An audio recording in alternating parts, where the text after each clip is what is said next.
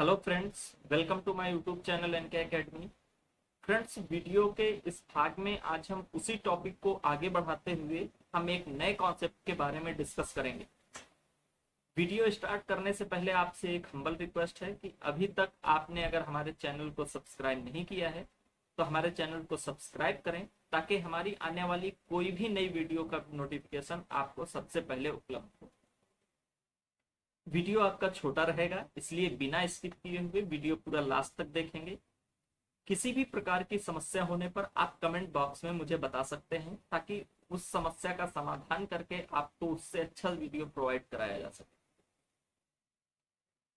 आज के वीडियो की शुरुआत हम एक क्वेश्चन के साथ में करेंगे और इसी क्वेश्चन के साथ साथ हम एक कॉन्सेप्ट के बारे में भी जानेंगे।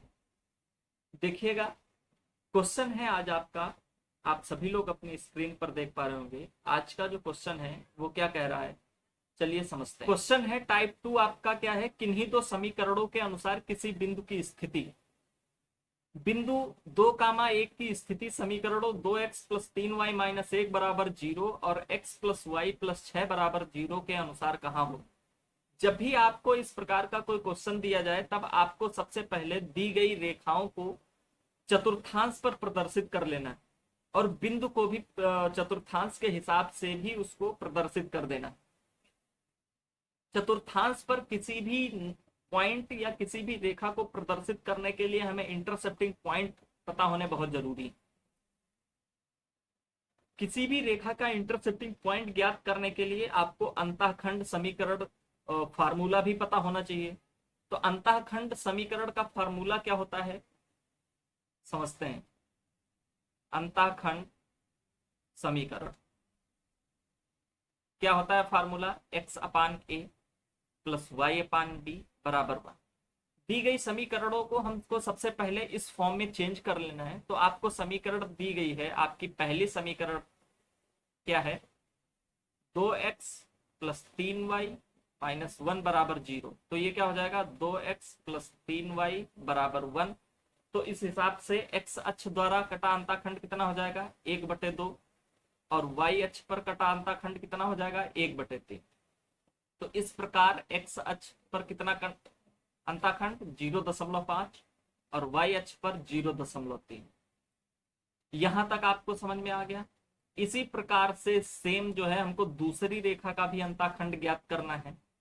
तो L2 का भी, L2 क्या है आपका, x + y = -6।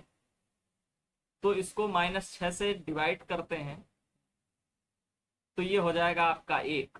तो यहाँ पर x अक्ष द्वारा कटा अंतःखंड -6 और y अक्ष द्वारा कटा अंतःखंड भी -6 होता है। ठीक है, अब हमको दोनों रेखाओं के अंतःखंड पता चल गए।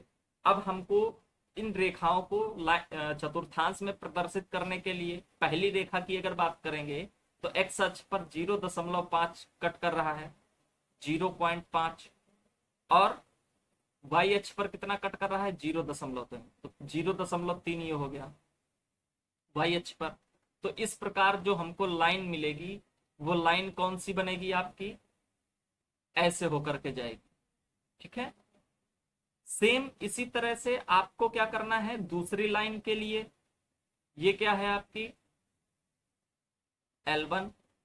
तो इसी तरह से दूसरी लाइन x अक्ष पर -6 का अंतःखंड काट रही है और y पर भी क्या कर रही है, -6 का अंतःखंड काट रही है।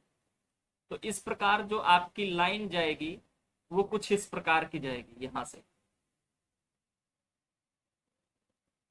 L2 लाइन, इसको हम नाम दे देते हैं L2। और अब पॉइंट की स्थिति देखेंगे तो पॉइंट क्या है आपका, 2,1। तो x अक्ष पर 2 काट रहा है और y पर 1 काट रहा है ये। तो अगर आप इसकी स्थिति ज्ञात करने की कोशिश करेंगे तो ये कहां पर मिल रहा है, इस पॉइंट की रेखा को आगे बढ़ाते हैं और इसको ये भी आगे बढ़ाते हैं। तो ये एक पॉइंट पर कट कर रही है। इस पॉइंट को हम नाम दे देते हैं A और ये है आपका 2,1। ठीक है, तो अब अगर आप ये देख पा रहे होंगे कि अब स्थिति क्लियर हो जाएगी आपकी। रेखाओं को एक तरफ है आपका, दोनों रेखाएं एक तरफ हैं और उन दोनों रेखाओं के जो बिंदु है वो दूसरी साइड में। तो हम ये कह पाएंगे, इसका फाइनल आंसर हो जाएगा कि one side from the lines, है ना, यानी दोनों रेखाओं के एक तरफ है आपका बिंदु। ये इस प्रकार आपको सॉल्व करना है। ये जो आपका मेथड था ये आपका फंडामेंटल मेथड है। अब हम इसी क्वेश्चन को एक ट्रिक के माध्यम से करते हैं, आइए सीखते हैं। ट्रिक से कैसे सॉल्व करेंगे फ्रेंड्स? जब भी आपको कभी भी इस प्रकार का प्रश्न दिया जाए और आपसे स्थिति पूछे तो सबसे पहले आपको क्या करना है, जो पॉइंट दिया गया है इस बिंदु को इन दोनों रेखाओं से सेटिस्फाइड कराना है। ठीक है, एक्स और वाई की वैल्यू इसमें इन दोनों ही रेखाओं में पुट करनी है। और पुट करते समय अगर दोनों रेखाएं कौन कौन सी हैं, L1 एंड L2, अगर इन दोनों रेखाओं में आपको पॉजिटिव आंसर मिले, दोनों ही पॉजिटिव हो, तो आप कह पाएंगे कि वन साइड है ना, वन साइड फ्रॉम लाइंस। ठीक है, और अगर आपको L1 एंड L2 एक दूसरे के अपोजिट मिले, एक पॉजिटिव आंसर दे और दूसरा निगेटिव दे, कोई भी हो सकता है, चाहे ये पॉजिटिव दे, चाहे ये पॉजिटिव दे, चाहे ये निगेटिव दे, ये पॉजिटिव दे, कोई भी अगर एक दूसरे के अपोजिट है, निगेटिव एंड पॉजिटिव ये दोनों आंसर आपके आ रहे हैं, तब आप कह पाएंगे कि अदर साइड फ्रॉम लाइंस। ठीक है, ये आपकी ट्रिक है और यही आपको मेथड अप्लाई करना है। चलिए देखते हैं, इसको सॉल्व करते हैं। सॉल्व करते समय आपको देखना है लाइंस क्या दी है। L1 क्या दिया है आपका, 2x प्लस 3y माइनस 1 बराबर 0, और L2 क्या दे रखी है आपकी, x प्लस वाई प्लस 6 बराबर 0। पॉइंट आपको दे दिया गया है, पॉइंट क्या है, 2,1। अब हम इस पॉइंट को इन रेखाओं में रखेंगे, सेटिस्फाइड कराएंगे।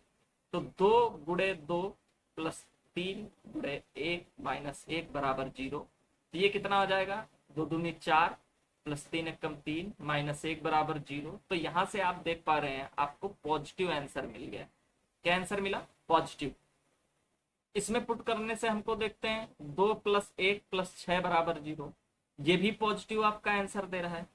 तो जब भी आपको दोनों ही लाइंस आपको पॉजिटिव आंसर दें, तब आप कह पाएंगे कि one side from the lines. ठीक है, वन साइड